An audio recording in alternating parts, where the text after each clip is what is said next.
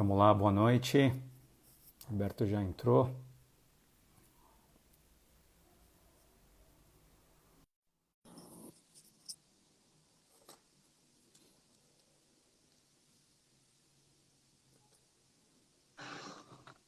Fala, Roberto. Fala, Maradinho, tudo bem? Eu tô bem, e você? Tudo bem. Só conectar aqui no Bluetooth para a gente poder.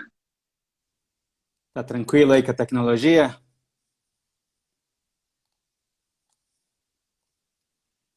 Deixa eu ver.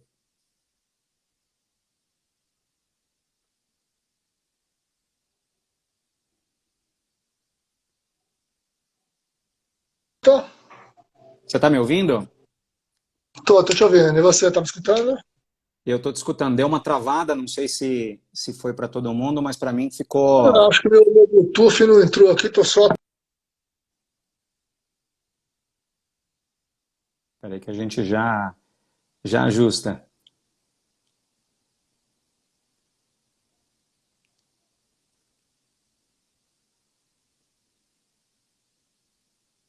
Para vocês estiverem aí, quem está assistindo, quem está acompanhando, primeiro boa noite. Tiverem com problema, por favor, vão retratando aí para gente, só para eu poder identificar.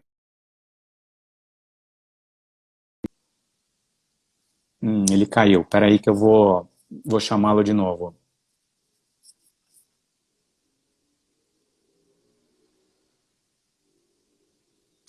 Vamos ver se ele entra aqui.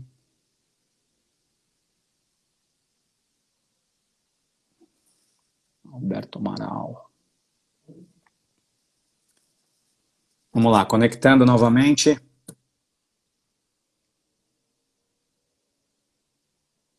Fala, Lila.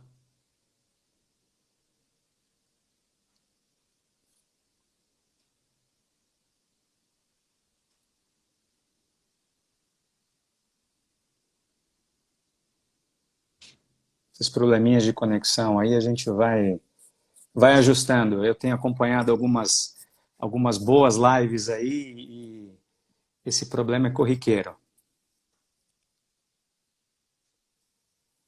Ele que está aguardando, ele já tá dando aqui como conexão, está aguardando a conexão dele a aceitar.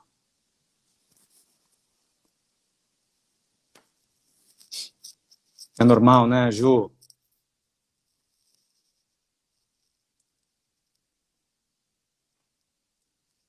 Alberto, eu não estou conseguindo. Se você estiver me vendo aí, eu vi o teu joia, mas eu não estou conseguindo. Já mandei o convite para você. Vou chamá-lo de novo.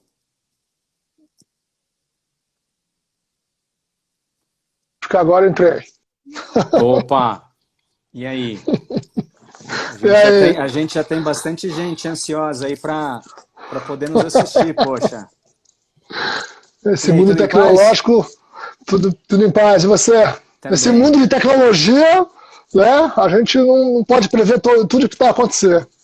Muito bom, muito bom. Boa noite, primeiramente, Alberto. Boa noite para todo mundo que está nos assistindo. Tudo bem? Tudo ótimo, cara, graças a Deus. Eu estava lembrando aqui, antes da gente começar a falar um pouquinho aí do nosso bate-papo, né, das mudanças no Aham. comportamento de consumo, indústria, com toda essa loucura que a gente está vivendo. A gente se conheceu, acho que foi na época da Nivea, né? Você era um requisitante bastante exigente, né, Alberto? Nossa, então já faz um tempo, hein, Maraldi? A gente se conhece tem aí mais de 20 anos, bastante tempo. A gente trabalhou, foi sim, foi na Nívea. Algumas vagas que você preencheu para mim lá, que você me ajudou a É buscar no verdade, mercado, e é foi lá que verdade. começou a nossa parceria. Você sabe que a Nivea foi meu primeiro cliente depois que eu saí da Case Consulting e comecei minha trajetória sozinha, né? Então, a Ah, Nivea, nossa, eu fiquei com a Nivea, mas não são 20 anos, a gente está falando, eu tô há 15 anos, então a gente está falando de 2006 para cá.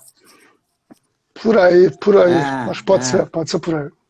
era o Pode ser bastante tempo, Clóvis, bastante tempo. nós tínhamos o Exatamente, Clóvis exatamente. como Claro, tinha o diretor, Davi, o tinha Ábido, bastante gente. O toda hábito, aquela, exatamente, toda aquela, toda, exatamente. toda aquela turma boa. Bons Foi tempos, né? uma passagem bem legal, bem legal. Uma tremenda empresa, foi muito legal, foi muito legal. Muito bom, mas de lá para cá eu tenho te acompanhado e a tua trajetória extremamente ascendente, passou por vendas e trade. Faz aí a tua apresentação, Alberto, por favor. Faço sim, beleza. De lá para cá, bastante mudança de categorias, de marcas, de empresas, obviamente. Passei por Samsung, passei por LG. Estou aqui na Pernod Ricard há 7 anos. Comecei na área comercial, entrei pela área comercial e vim parar no trade, que é um desafio super, super bacana. Estou aí há um pouco mais de 3 anos na frente de todo o trade da companhia. Tem sido uma experiência super... Uma categoria que todo mundo fala que é extremamente nervosa, né? Eu vejo as pessoas que nunca trabalharam com bebida com uma aspiração enorme de ir para bebida, né?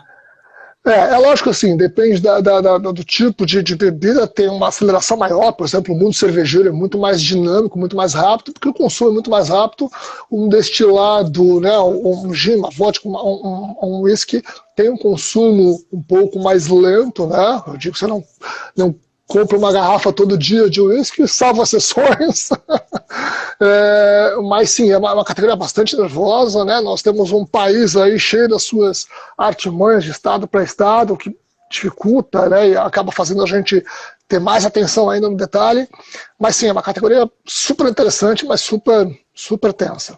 Eu imagino. E que deve estar com respirador agora, né? Nesse momento. É uma das que está na UTI, né, Alberto? Dentro da segmentação eu não vou ser tão drástico falar UTI, mas sim, um pedaço muito importante do nosso negócio para essa categoria inteira, não só para Pernod Ricard, está parado, né? Que é basicamente o consumo fora de casa, que é bastante relevante para o negócio da categoria como um todo, de todo mundo, que é bar, restaurante, baladas, eventos, confraternizações, sejam elas um casamento, seja ela um churrasco com os amigos, isso está travado, está proibido, está bloqueado. Então, sim, é um pedaço muito, muito interessante do nosso negócio, que realmente nos faz correr para várias outras alternativas. Né? Nessa cadeira que você está hoje aí na Pernod, o que está do teu lado, o que está embaixo?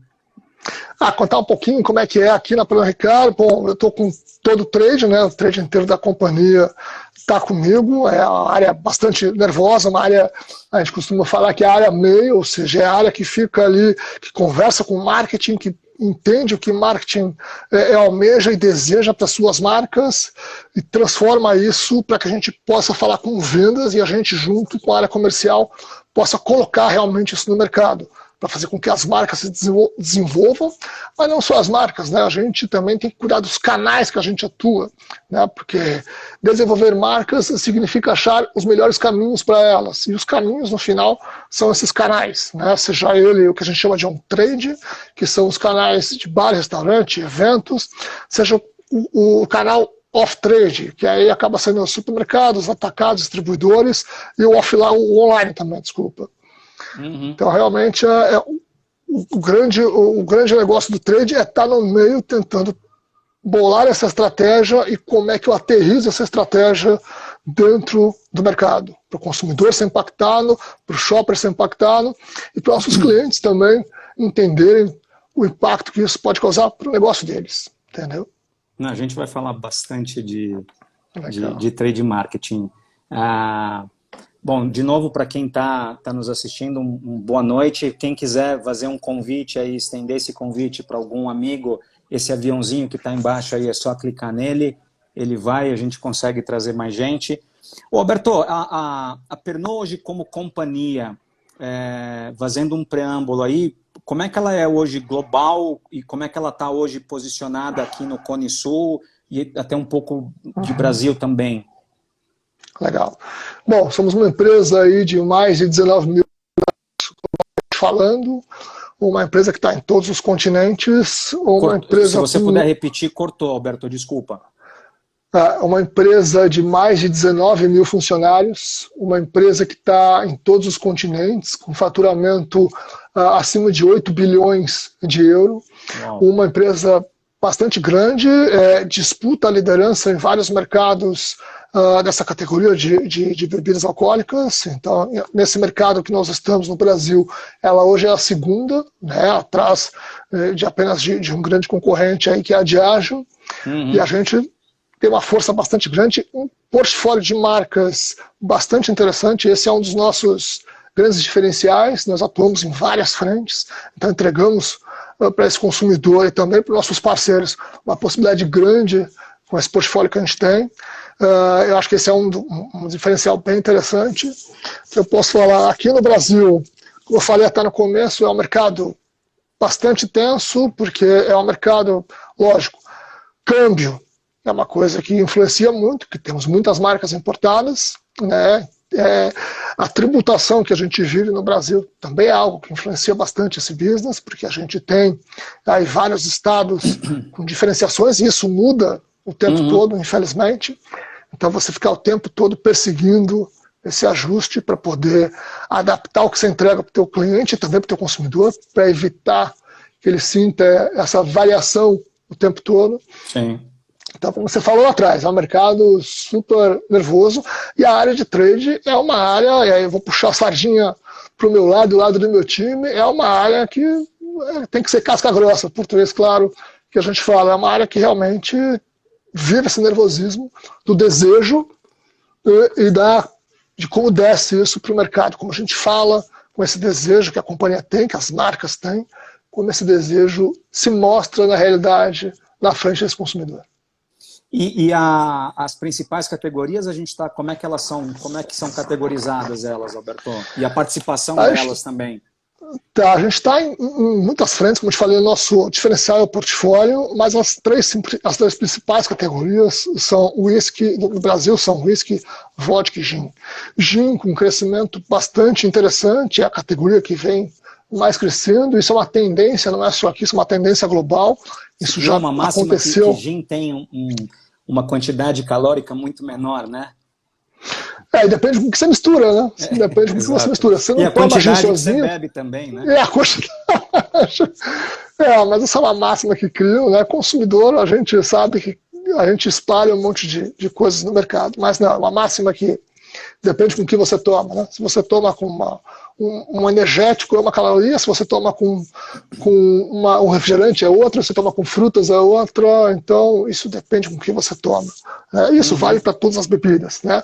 Até porque hoje em dia são poucas as bebidas que você toma pura. Mesmo o whisky, que tinha no passado esse conceito de ser coisa que só é tomada por homem e realmente só com gelo ou puro, isso vem caindo dia após dia, né? As possibilidades de drinks que a gente tem, a indústria toda, a categoria toda, mostra para o consumidor de ser possível fazer, então isso vem caindo. Mas como eu falei, as três grandes categorias aqui no Brasil, começar com whisky, vodka e gin, com uma explosão muito grande, seguindo tendência que vem tendo globalmente. E a participação delas, como é que é? O whisky, em valor, eu não vou entrar em detalhes aqui, mas em valor, o whisky é a maior, com certeza. A gente tem o Nordeste. Eu ia falar isso, se você pudesse dar um panorama de região, como é que é o comportamento de consumo nesse caso? A gente tem o Nordeste, aí, especificamente Pernambuco, uma das principais praças de consumo global, no per capita, tá? Então, realmente, lá no Nordeste, o uísque é algo que se toma em qualquer situação. Mesmo com aquele calorzão todo, o uísque, né, porque a gente acaba tendo esse preconceito, no calor, será que faz sentido? Eu queria uma bebida mais refrescante. Não, é característica já do Nordeste, principalmente de Pernambuco, é uma categoria que realmente é bastante grande lá. O Antônio Sá, que é também um grande amigo, um baita de um executivo de varejo da Amit, é um fera em marca própria. Ele está fazendo uma pergunta, Toninho, a gente já vai chegar nela. A tua pergunta, para quem está nos assistindo, é sobre a configuração do time, né? Se é por produto, por canal. A gente vai falar um pouquinho do trade categoria, do trade canal, né? Vamos ser. Alberto, para a gente entrar um pouquinho no trade marketing mesmo, né? Eu queria fazer uma introdução da minha época de Unilever, quando eu comecei. isso 96, eu lembro que em 97 se criou... Baraldi, não entrega na cidade, Baraldi, não entrega na cidade. Não, mas tô bem, cara, a gente tá bem conservado. Eu lembro que, se não me falha a memória, se o Fábio Marinho estiver aí, ele também estava com a gente, o Fábio inclusive teve dentro do trade na época da Unilever, foi um dos caras que ajudou a criar o trade, participou desse processo, foi em 97 se criou uma estrutura. A evolução do trade, né, e que eu também acompanho bastante, porque eu contrato muito para o trade, a gente lembra do trade muito operacional, olhando muito merchandising, né, material POP, e aí o trade veio numa evolução, foi criando mais autonomia, o trade sempre teve debaixo de vendas, depois se criou um trade debaixo de marketing para algumas companhias, se criou dentro do trade, né, aquilo que é o trade canal, o trade categoria, a evolução em termos de informação, de fornecedores de informação. Poxa, são, sei lá, talvez 20 anos aí que a gente possa falar de evolução do trade marketing hoje, né? Na tua visão, Alberto, e aí trazendo um pouco da tua experiência de ter passado por vendas e trade, e o papel hoje até dentro da Pernod, qual é o papel do trade marketing hoje, Alberto?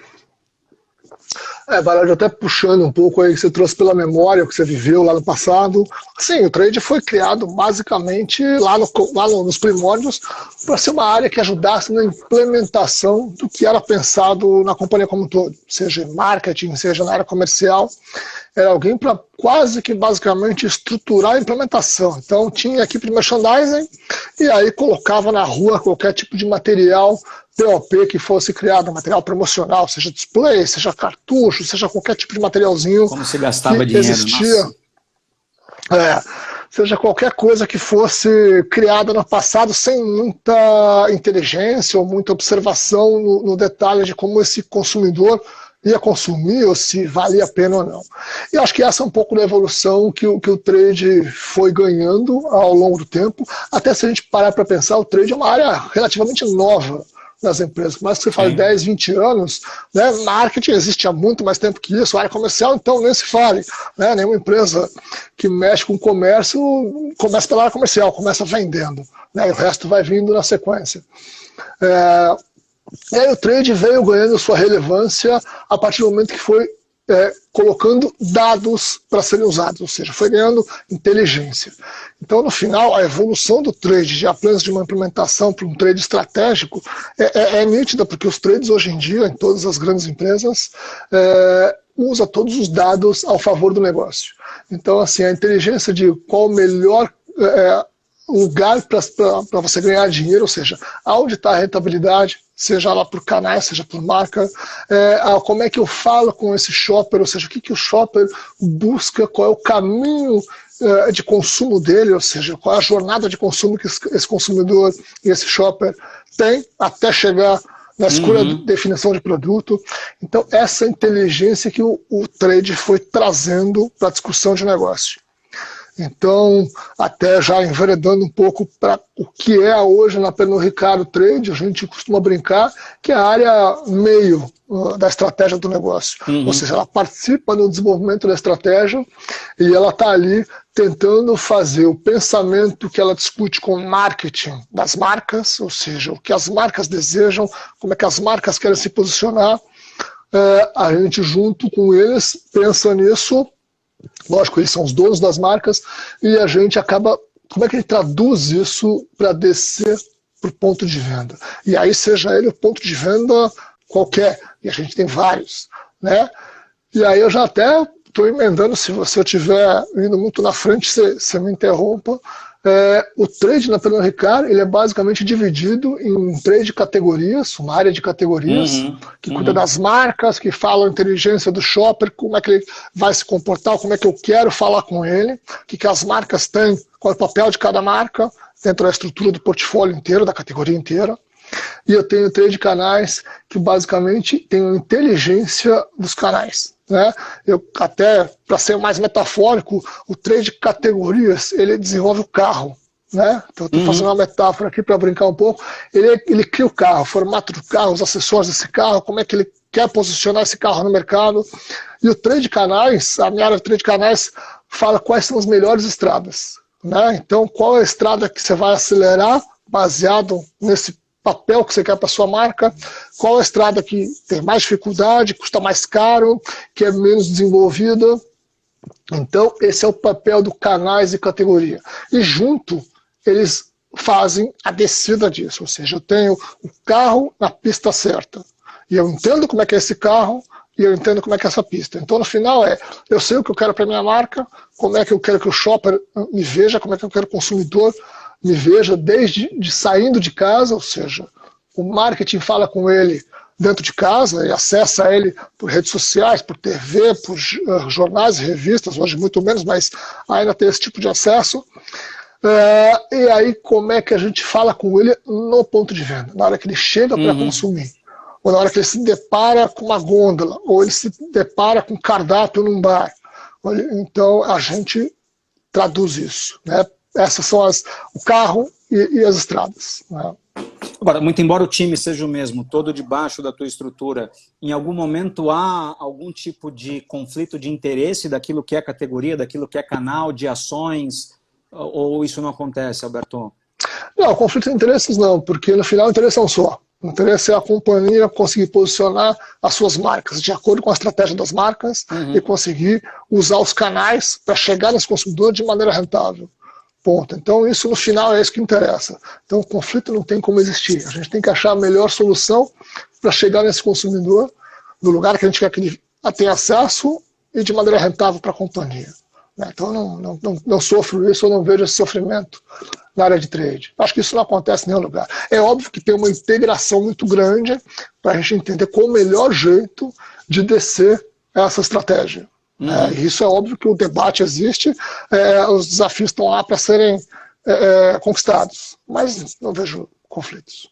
Agora, dentro dessa nova configuração que a gente tem de mercado, né? Dá para a gente falar, sei lá, 3 meses que como se a gente estivesse vivendo em outro mundo, né? As pessoas têm afirmado muito que o mundo não será como era antes, que está tudo diferente. Eu ainda questiono um pouco o quanto de fato de novidade ou coisas novas a gente tem efetivamente que dá para dizer, ó, se criou em 3 meses. Né? Eu acho que a gente vem se utilizando de muitas coisas que já estavam à nossa disposição, a gente está intensificando, a gente está tendo que interagir de uma forma que não era necessário antes, seja o home office, as ferramentas, hábitos de consumo, mas eles já estavam à disposição. Quando se fala de iFood, de consumo de comida, etc., a gente já tinha todas essas plataformas estabelecidas e hoje o que está acontecendo é que elas efetivamente não estão dando conta de nos atender, né, Alberto? Agora, pensando no trade, que ações dá para pensar hoje que vocês estão conseguindo desdobrar na ponta, executar e que estão fazendo sentido? Tem coisa nova? Como é que está esse formato novo do trade hoje? Bom, Barad, eu acho que eu já posso até fazer uma resposta até mais ampla. Basicamente, a gente está dividindo em três grandes frentes dentro da nossa companhia, a atuação que o trade está colocando na rua. Basicamente, é óbvio que a primeira delas, a primeira frente, o primeiro pilar dessa brincadeira toda, no meio dessa pandemia, é caixa. Né? Nenhuma empresa vai passar pela pandemia se não olhar para a sua situação financeira e não protegê-la. A gente está vivendo uma coisa que jamais vista, algo que vai ficar na história e a gente vai passar. É uma pandemia, né, com sem precedentes. Né? Nossa geração jamais esperou uma crise como essa. E não uma crise que o Brasil passa. Não é uma crise que o Brasil passa. Porque se fosse só o Brasil, acho que seria mais uma. Né? Porque a gente já passou por tantas. Nós somos um país que está sempre se reinventando. O problema é que isso é muito maior. Isso é global e o impacto pode ser também jamais visto. Então, no final, voltando, caixa é algo que você tem que proteger.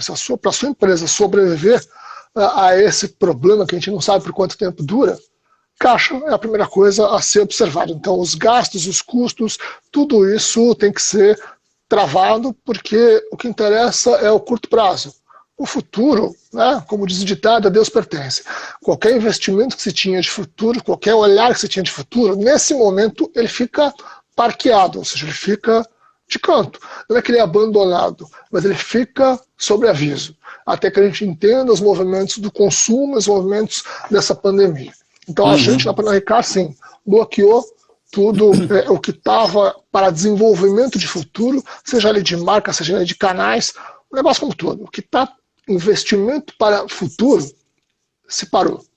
O que interessa é olhar para o hoje. Então, o hoje é quais são as marcas, quais são os canais que a gente consegue operar hoje, né, no momento de curto prazo, que a gente consegue rentabilizar, que a gente consegue manter a saudabilidade.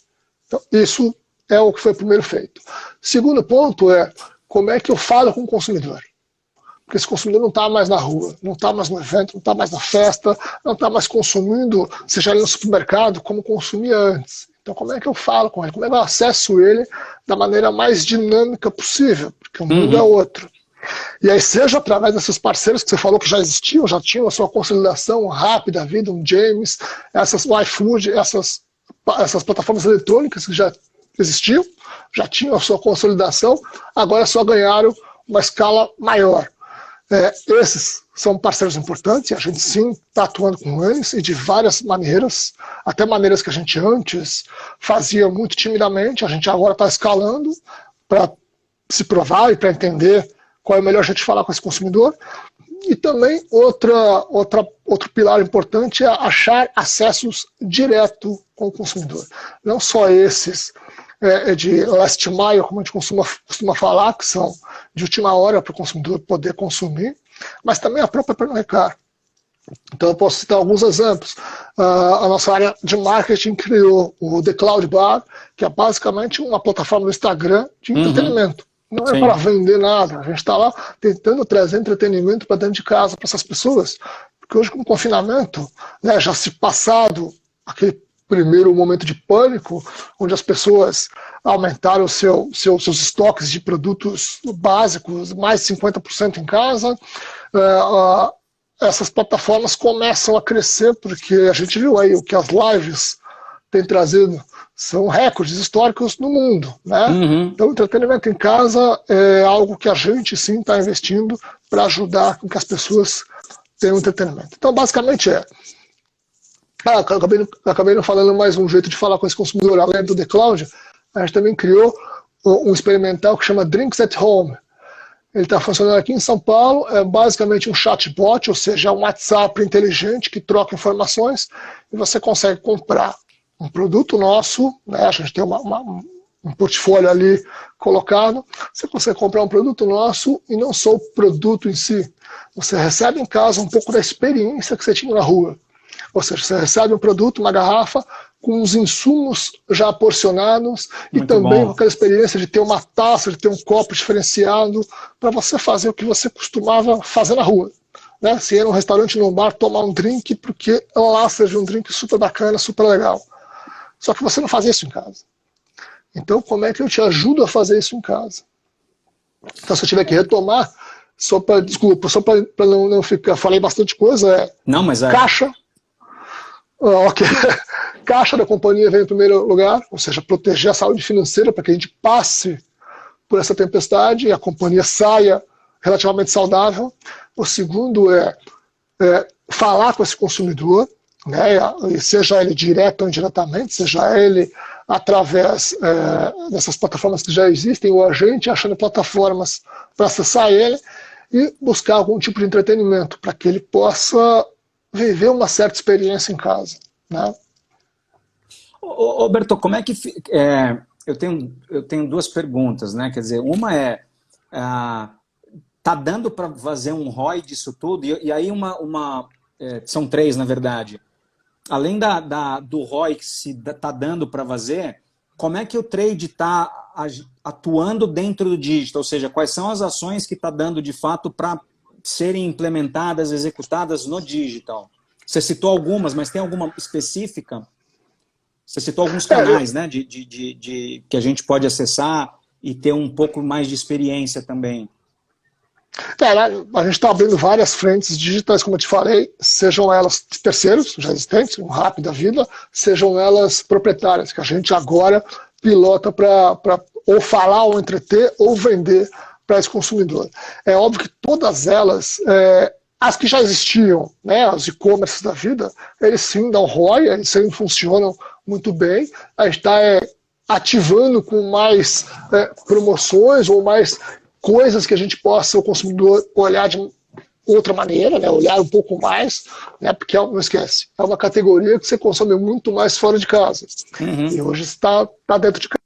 Então a gente também está falando de um jeito diferente das plataformas eletrônicas. Essas sim já tinham sua rentabilidade padrão, não é nada novo. E essas novas que a gente está testando, aí sim, como são ainda, estão sendo pilotadas, tem um mês e meio, porque tudo é novo, começou agora recentemente, a gente ainda está sendo discreto, como eu te falei. Drinks at Home, essa aqui é eletrônica, é só no estado de São Paulo. No estado, não, desculpa, é só na cidade de São Paulo. Por quê? Porque a gente está pilotando, para ver o quanto isso o consumidor entende, o consumidor gosta, o consumidor se adapta, para que a gente possa escalar isso em todo o Brasil. Então, muitas frentes estão se iniciando, para a gente ver como escala. E lógico, sempre escalando, olhando para a rentabilidade do negócio. Boa noite, um oi para a Rafa. Ela está fazendo aqui uma pergunta, Alberto. Como é que vocês estão tratando esses planos digitais dentro do varejo? Se tem parceria com outras, um exemplo de Rappi, por exemplo, ou tem sido possível fazer alguma coisa nessa linha? Bastante, porque no final esses caras vão buscar no varejo, né? Então eu preciso também estar bem estruturado no varejo, eu preciso cuidar dos estoques que esse varejo tem para que ele atenda essa demanda eletrônica que a gente gera. Então não adianta eu não ter, vou dar um exemplo super próximo aqui, para quem é de São Paulo, mas é um cliente grande, um Pão de Açúcar. Assim, não adianta eu não ter o meu produto no Pão de Açúcar e acionar o James, que é a plataforma de entrega rápida de last mile dele. Não adianta eu fazer uma grande atividade no Rappi, e aonde ele for buscar a mercadoria, não ter um abastecimento, não ter o portfólio adequado, não ter a capacidade de suprir essa demanda. Então, sim, essa integração é primordial. Sem essa integração, a gente não consegue escalar esses last mile, essas coisas de última hora que o consumidor usa. Entendeu? E o varejo está bem afinado em relação a isso? O varejo também está colocando suas fichas nisso, porque apesar do varejo sentir um pouco menos, mas o varejo tem sentido no que a gente vamos classificar como menos essencial. Lógico que a demanda do essencial no começo da pandemia foi brutal, né? A gente vivenciou filas no varejo e tudo mais, mas era para o essencial. E não é só do essencial que o varejo também vive, né? Ou seja, o varejo tem outras categorias que tem uma rentabilidade até maior, que ele precisa fomentar, né? E categorias como bebidas, por exemplo, são super interessantes para o varejo e outras mais. Então são categorias que ele precisa também ajudar a elas voltarem a ter a pegada que sempre tiveram, né? O que a gente também está tentando entender é como é que funciona agora os momentos de consumo, porque os momentos são outros. Ou seja, o mundo é diferente, o momento de consumo, exato, o momento de consumo é muito... Ninguém sabe, na verdade, qual o tamanho da possibilidade do home consumption. O que é isso? Né? A gente sabe que para várias categorias isso mudou drasticamente, para baixo ou para cima. Né? Categorias que você nunca imagina cresceram absurdamente, categorias que você nem imaginava talvez tiveram uma grande queda. Então, como agradar esse consumidor que está em casa é o que está na ponta para todo mundo, é o que está na cabeça de todo mundo. Deixa eu fazer o Bruno, boa noite. O Bruno está fazendo uma pergunta, Alberto, em relação às adegas, né? A quantidade e explosão de pequenas adegas nas regiões periféricas, né? Primeiro, as adegas estão dentro de onde? Quem que está atendendo hoje? Como é que elas estão alocadas hoje dentro do canal de atendimento da Pernod? É lógico que quando eu falo em canais, a gente não tem capacidade como indústria, e acho que Claro. nenhuma tem. Fica na mão do Tem as que vão distribuidor. mais longe, exato, tem as que vão mais longe, as que nem tanto, você acaba tendo o seu intermediador, ou seja, um distribuidor, um grande atacado. É óbvio que a gente tem sim algumas adegas que a gente faz atendimento direto, algumas adegas de bastante peso, bastante porte para o nosso negócio, estratégico para o nosso negócio, mas a grande maioria desses menores clientes tem um atendimento indireto, ou seja, ele fica atendido pelo distribuidor, pelo atacado. Muitos deles a gente ainda ativa, ou seja, existem plataformas, hoje o mundo eletrônico tem crescido muito, a gente já tem também parceiros de ativação eletrônica do varejo. Ou seja, eu consigo ofertar, Pernod Ricard, consigo ofertar uma demanda, uma promoção, uma ativação para esse terceiro eletronicamente. Só que o abastecimento dele é feito por algum distribuidor ou atacado. Entendeu? Então, na grande maioria, olhando para esse canal de adegas e pequenas lojas específicas de bebidas, a grande maioria a gente atende de maneira terceirizada. Deixa eu fazer ainda uma pergunta aqui, replicar uma pergunta do Toninho. A Pernod tem uma estratégia de chegar diretamente ao consumidor, Alberto? Falhou um pouquinho a tua pergunta, repete, por favor. O Antônio Sá está perguntando se a Pernod tem uma estratégia específica de chegar diretamente ao consumidor e como, se tem ou não, como ela pretende fazer isso e o quanto quer do seu mercado e o quanto desse mercado vocês gostariam que ele pudesse ser atendido ou representasse dentro da Pernod? Ou isso não faz parte da estratégia? Entendo. Assim, hoje em dia, né, acho que a pergunta é qual indústria não quer falar com o seu consumidor diretamente, né? Mas o mundo é um pouquinho grande para a gente ter essa ambição. Né? Paraldi, você travou, não sei se eu estou travando também a minha resposta. Tá me vendo? Tá me ouvindo bem? Voltando. Tô sim, voltou para mim, voltou. Eu não sei se eu estava fora do ar ou não. Bom, voltando. E aí, óbvio, toda a indústria quer chegar o máximo possível perto do seu consumidor final. Mas isso é um desejo bastante grande, bastante ambicioso, porque o mundo é muito grande, né? Só no Brasil somos mais de 200 milhões. Falar diretamente com esse público é um sonho ainda bastante grande. Mas é óbvio que até se aproveitando desse momento que o consumidor está em casa e o mundo digital está crescendo, todo mundo está investindo em possibilidades de falar com esse consumidor. Como eu falei, nós criamos, o marketing, criou o The Cloud Bar para trazer entretenimento diretamente para o consumidor. Então tem um consumidor lá. Nós temos sim uma plataforma chamada Drinks & Co, que vende diretamente para o consumidor. Nós em trade acabamos de pôr na rua e está em modelo de teste o Drinks at Home, que está no Instagram e ele fala com o consumidor via WhatsApp e vende diretamente para o consumidor.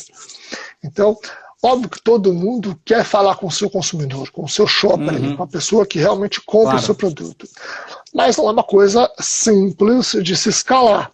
Né? São vários aprendizados, várias tentativas, e você vai escalando à medida que você vai achando um jeito que dá ROI, né? Ou seja, que é rentável para escalar. Porque você precisa de uma operação, você precisa de um terceiro falando com esse consumidor por você, entregando seu produto para você.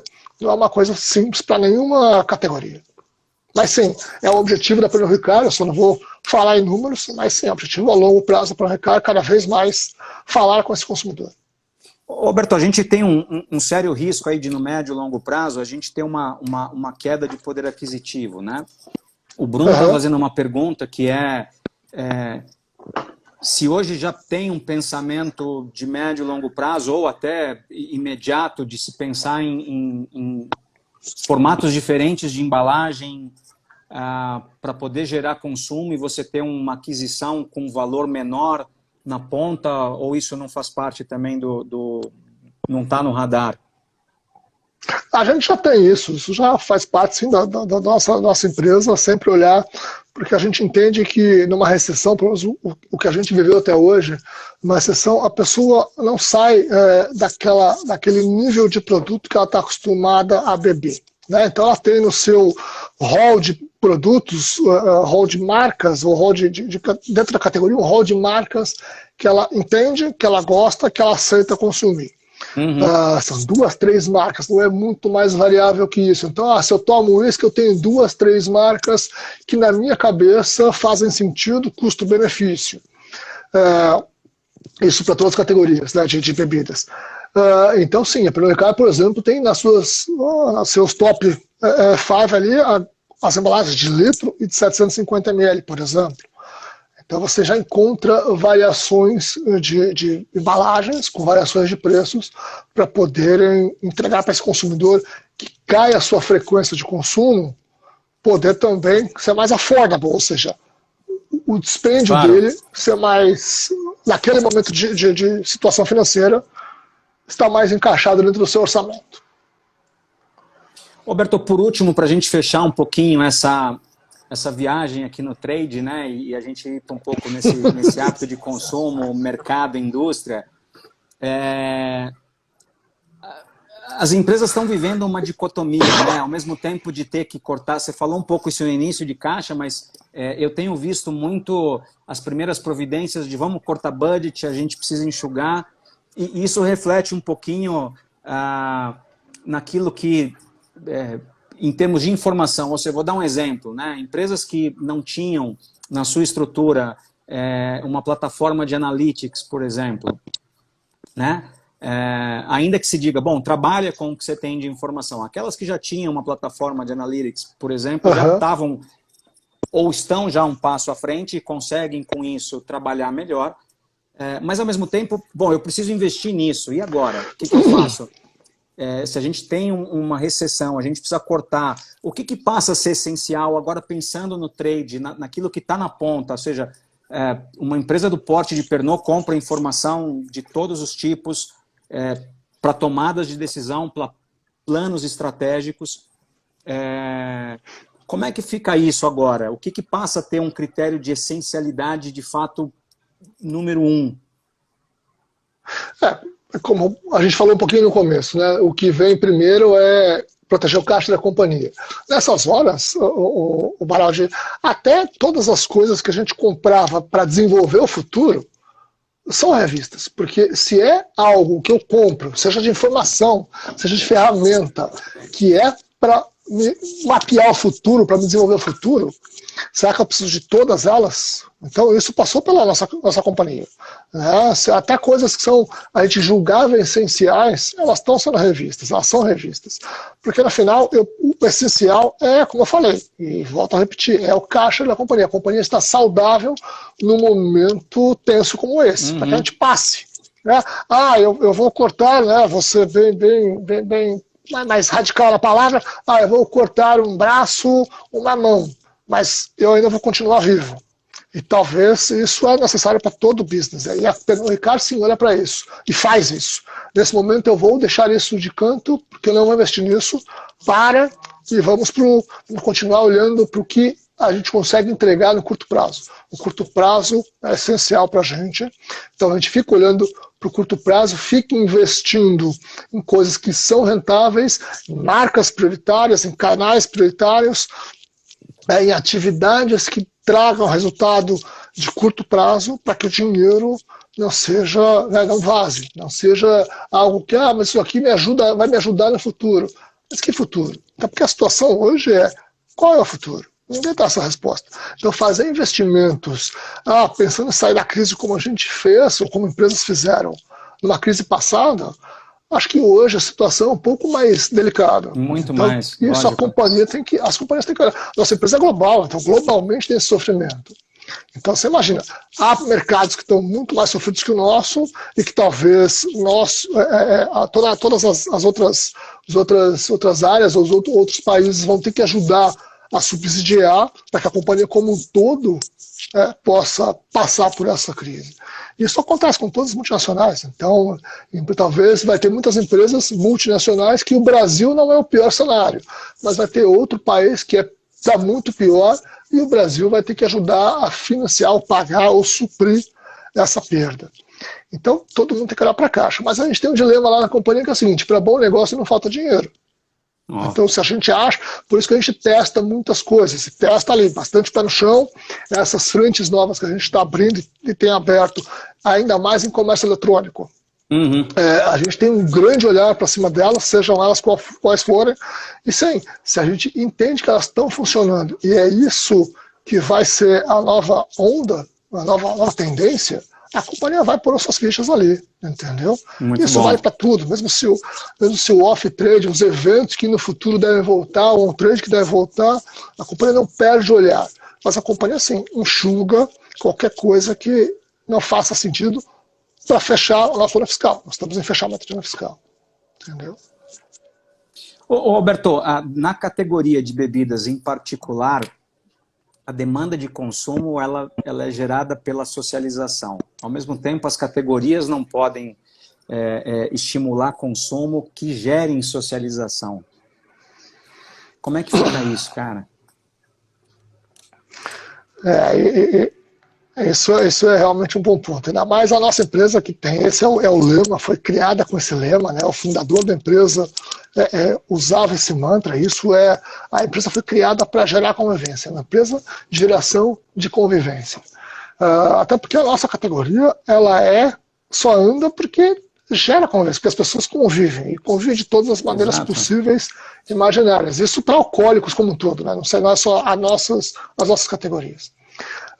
Então, sim, nós estamos passando por um momento de transformação, né?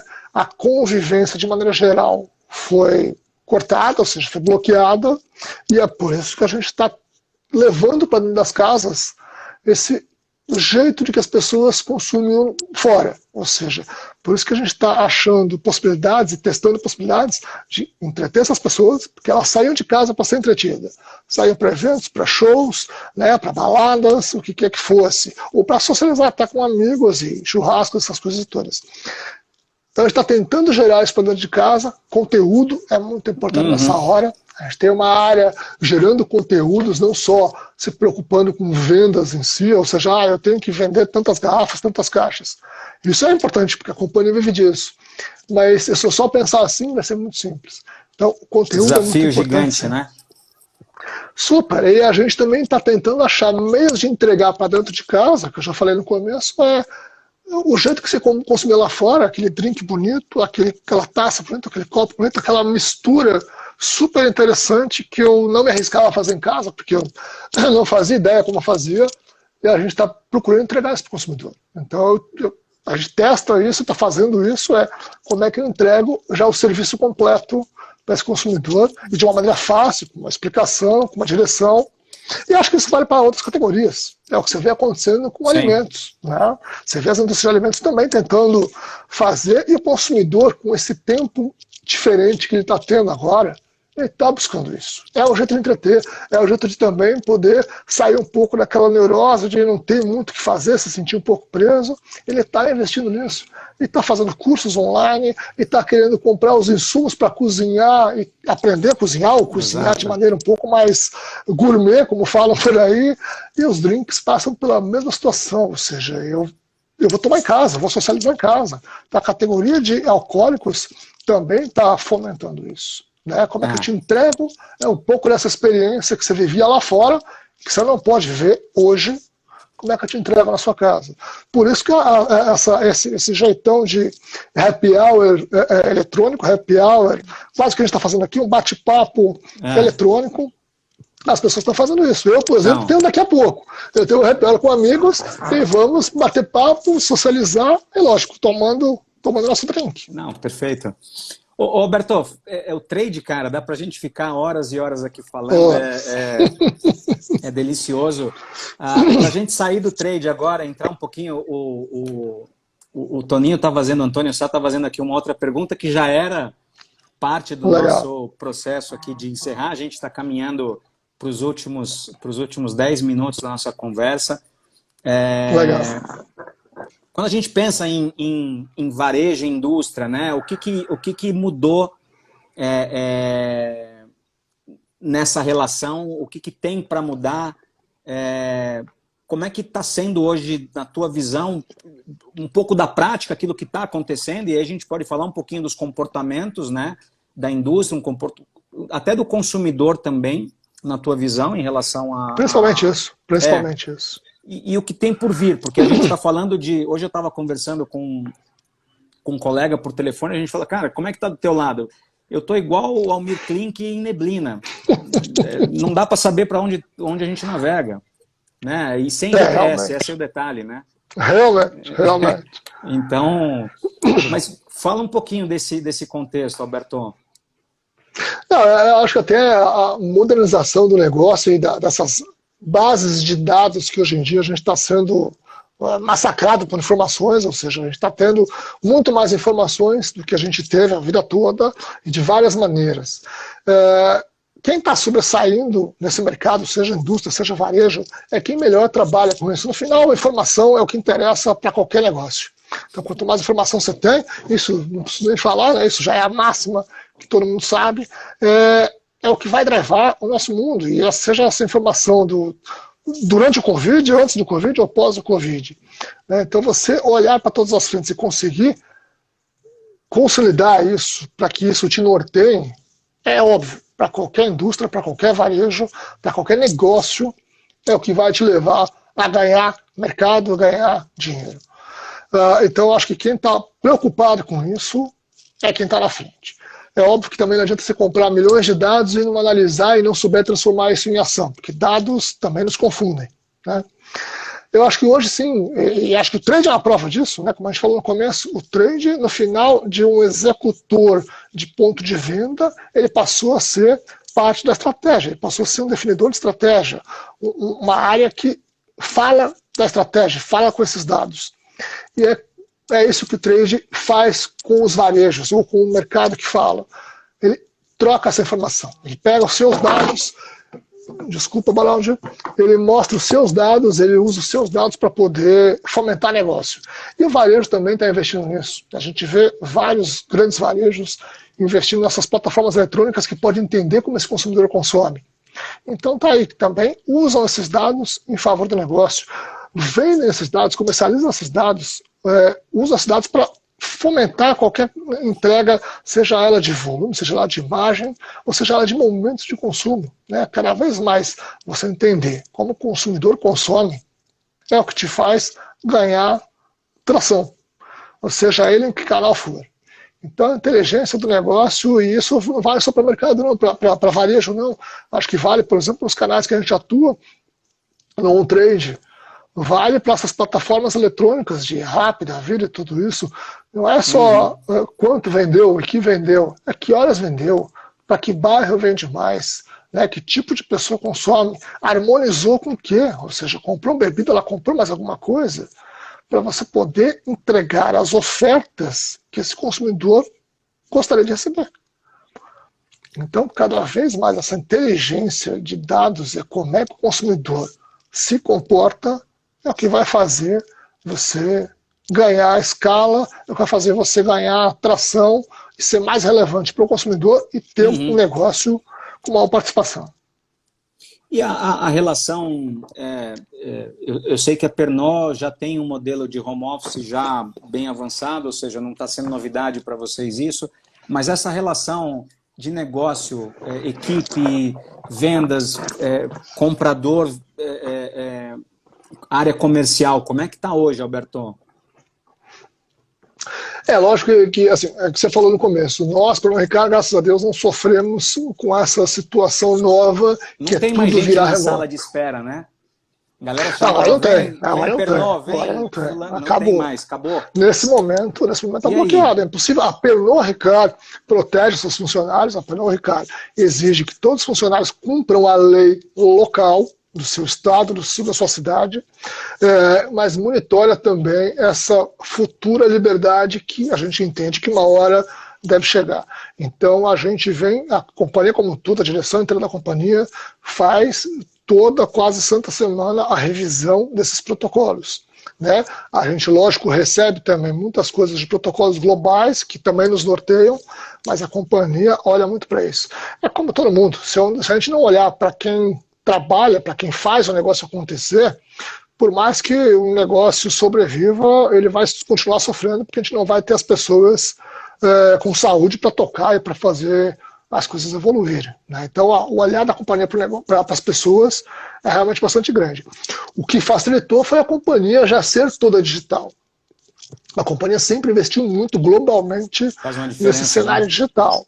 Porque, primeiro, por necessidade, porque é uma empresa global e precisa se comunicar globalmente. Então, a gente se comunica com a matriz na França e com todas as outras unidades globalmente falando. Então, isso já existia. Toda a operação comercial, ela não fica só em São Paulo, ela está em todos os estados do Brasil. Então, isso era necessário para que se comunicasse com a área comercial.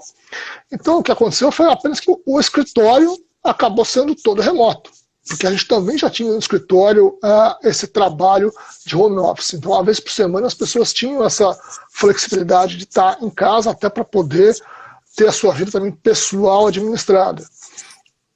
Então, isso para nós não foi um sofrimento. O Zé Paulo, mandar um abraço para ele. Primeiro, faz tempo que a gente não se fala. De fato, a sala de espera é sempre uma oportunidade da gente falar com o concorrente, a gente saber o que está acontecendo, inclusive para quem está olhando o mercado, pô, tem vaga aqui, tem vaga ali, enfim, isso é bacana. Roberto, deixa eu fechar com... A gente está caminhando para os nossos últimos 4 minutos. Primeiro, agradecer a todo mundo que está nos assistindo. De fato, foi muito bacana, mas para a gente não perder tempo, 2 perguntas. A primeira é... As lives de hoje, com esse novo formato, eu não precisa me trazer valor, mas como é que elas estão sendo percebidas na negociação? É por viewer? Como é que você fecha um patrocínio hoje do ponto de vista de negócio? Onde está o catch aí? Bom, primeiro que é uma coisa bastante nova para toda a indústria, não só para a indústria de bebidas, é uma coisa que está acontecendo agora, então está todo mundo tentando entender como tira proveito disso. Proveito, eu digo, como é que faz negócio com isso. É óbvio também, com um tremendo cuidado, porque a nossa categoria ela tem uma responsabilidade gigantesca com o consumo. Para nós não interessa nenhum tipo de associação se não for com consumo responsável. Então é realmente um mantra da companhia, a gente incentiva o consumo responsável apenas, não o consumo de qualquer maneira. Isso para nós não interessa, mesmo que seja algo gigantesco. Hoje você faz a mensuração daquilo que rende, viewer, o que está por trás hoje? Porque antes você tem uma cota de patrocínio bacana, hoje é o quê? Não é algo que está na minha estrutura, a gente fala mais com os canais de vendas, isso não é um canal, isso é muito mais marketing que acaba usando, mas sim, não esquece que você tem, um jeito de mostrar a tua marca para o teu consumidor. Se você está numa plataforma que tem uma visualização absurda de pessoas, você está fazendo a tua marca impactar essas pessoas, ou está sendo vista, está sendo quase que consumida, vamos dizer assim, por essas pessoas. Então a tua marca ganha relevância que aquela live ou aquela pessoa que está fazendo a live também tem. Não esquece que você acaba associando não só o tamanho que a pessoa tem, mas qual é o propósito da marca. Então a marca precisa ter um propósito para se associar com aquilo. Né? Não é só vender por vender ou só ser visto por ser visto. Essa conexão é muito interessante. Mas sim, a visibilidade que a marca ganha é o que mais tem valor. Né? Como tinha antigamente, estar num jornal nacional, estar numa novela, estar no Fantástico, isso antigamente era porque está sendo visto. Estar no Big Brother, hoje em dia isso ganhou relevância no mundo eletrônico, como tudo está ganhando. Alberto, a gente vai fazer igual, daqui a pouco a gente tem 50 segundos, a gente vai fazer igual a ação de petróleo, a gente vai cair literalmente já, então é só agradecer a todo mundo que participou, a gente teve uma super audiência, espero ter respondido as perguntas, algumas a gente acabou não podendo responder por uma questão óbvia, mas muito obrigado para você, Alberto, por ter aceitado o meu convite. Obrigado a você, cara. Obrigado a você, obrigado a você, bom te rever. Obrigado. Bom, muito bom, muito bom. Obrigado mesmo, Baraldi, obrigado pela oportunidade, obrigado a todo mundo que acompanhou, super obrigado, valeu mesmo as perguntas, óbvio, sempre nos ajudam a construir raciocínio e trocar essa figurinha eletrônica. E novamente, obrigado a você, Baraldi, pelo convite, mega oportunidade, muito bacana. Grande abraço para todo mundo, Alberto, fica com Deus. Um abraço. Moçada, um abraço. Você também, boa saúde para todo mundo. Tchau, tchau.